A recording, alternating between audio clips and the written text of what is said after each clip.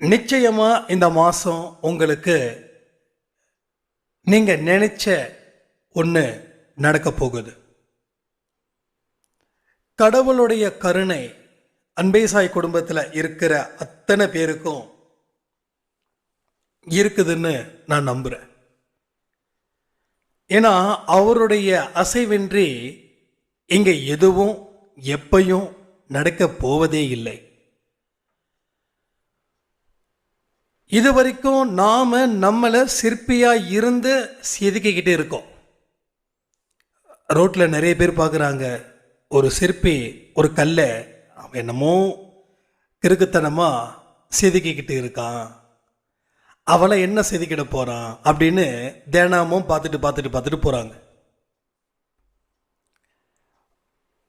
ஒரு நாள் அந்த சிற்பி செதுக்கி